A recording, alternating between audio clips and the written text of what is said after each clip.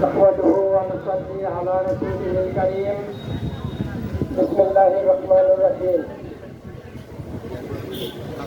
জুলাই সনদ বাস্তবায়নের দাবিতে বাংলাদেশ জামায়াত ইসলামী সিংগাই উপজেলা কর্তৃক আয়োজিত আজকের এই বিক্ষোভ সমাবেশের সম্মানিত সভাপতি, সম্মানিত প্রধান অতিথি, বাংলাদেশ জামায়াত ইসলামী মানিকগঞ্জ জেলা শাখার সংগ্রামী আমির হাফেজ মাওলানা কামরুল ইসলাম, জেলা শুরা এবং কর্মপরিষদ সদস্য জনাব জাকিরুল ইসলাম খান, উপজেলার বিভিন্ন স্তরের নেতৃবৃন্দ, সাংবাদিক বন্ধুগণ, আইন শৃঙ্খলায় নিয়োজিত বাহিনী পুলিশ ভাইয়েরা, সামনে উপবিষ্ট তৌহিদি জনতা, আসসালামু আলাইকুম ওয়া রাহমাতুল্লাহি ওয়া বারাকাতুহু।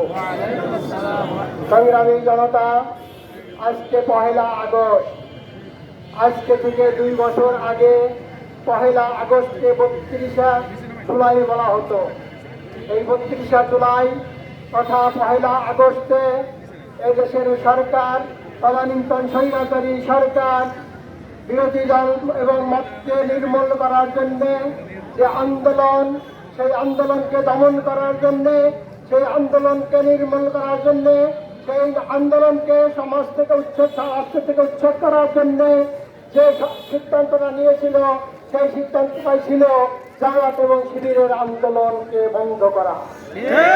তারা এদেশের ছাত্র জনতা যখন কোটা বিরোধী আন্দোলন, কোটা সংস্কার আন্দোলন শুরু করেছিল জুলাইয়ের প্রথম দিকে, সেই আন্দোলন দমন করার জন্য স্বৈরাচারী সরকার যে দমন পীড়ন নীতি অবলম্বন করেছিল, তা দমন পীড়নের ফলে এদেশের ছাত্র জনতা মিলে কোঠার সংস্কার নয়, কোঠা বাতিলের আন্দোলন শুরু করেছিল।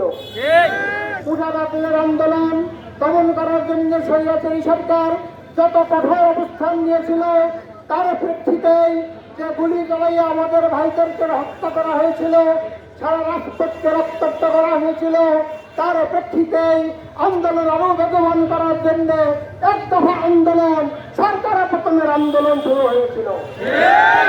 সরকারের পতনের আন্দোলন যখন তারা দমন করতে ব্যর্থ হয়েছিল, তখন তারা বুঝতে পেরেছিল এই আন্দোলন নিশ্চয়ই জামাত শিবিরের লোকজনদের দ্বারা গঠিত হচ্ছে। জামাত শিবিরকে বন্ধ না করা পর্যন্ত, জামাত শিবিরকে নিষিদ্ধ না করা পর্যন্ত এই দেশের আন্দোলন বন্ধ হবে না। সুতরাং এই তারিখে 1 আগস্ট সকল রকমের ইসলাম বিদ্বেষী শক্তি, ইসলামের নাম শুনে যাদের গায়ে আগুন ধরে, তারা সকলে মিলে এই জামাত শিবিরের আন্দোলনকে নিষিদ্ধ ঘোষণা করেছিল। সেই নিষিদ্ধ ঘোষণার করার পর আল্লাহর ফয়সালা বাস্তবায়ন হয়েছে। আল্লাহ মাত্র 7 দিনের মধ্যে, 7 দিনের মধ্যেই 5 আগস্ট তাদেরই আন্দোলনকে বাংলার জমিন থেকে নিষিদ্ধ ঘোষণা করা হয়েছে। সংগ্রামী তৌহিদি জনতা, আজকে আমরা লক্ষ্য করছি যে কায়দায় বিরোধী দল এবং মতকে দমন করার জন্য তদানীন্তন স্বৈরাচারী সরকার যে পদক্ষেপ গ্রহণ করেছিল, বর্তমান সরকার এক দুঃখজনক ভাবে হলেও সত্য একই পথে হাঁটা শুরু করেছে। সুতরাং স্বৈরাচারী সরকারদের পতন সম্পর্কে আপনারা ইতিহাস জানেন।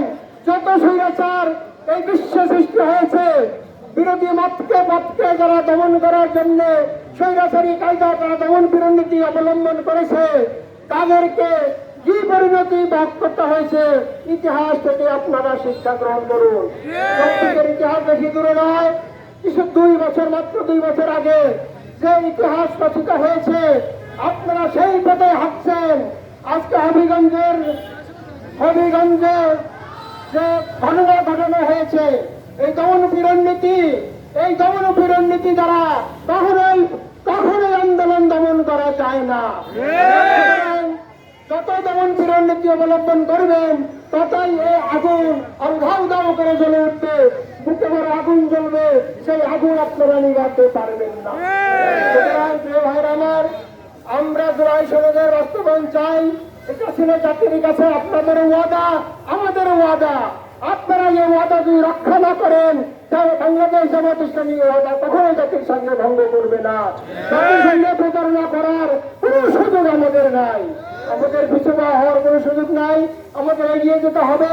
ততদিন পর্যন্ত ইনসাফ কায়েম না হবে, যতদিন পর্যন্ত ন্যায় বিচার প্রতিষ্ঠিত না হবে, যতদিন পর্যন্ত বৈষম্যহীন সমাজ গঠিত না হবে, ততদিন পর্যন্ত আমাদের আন্দোলন চলছে, আমাদের আন্দোলন চলবে। আমরা ইনশাআল্লাহ আমাদের দাবি আদায় করে ঘরে ফিরে যাব, এর আগে নয়। যত দমন পীড়ন নীতি অবলম্বন করবেন তত আমরা চলে উঠব। সুতরাং আসুন আমরা সকলে মিলে এই আন্দোলনে নেমেছি। আন্দোলনে থেকে আমরা আমাদের দাবি আদায় করে ইনশাল্লাহ ঘরে ফিরবো। আল্লাহ রাব্বুল আলামিন আমাদের থেকে তৌফিক দান করে।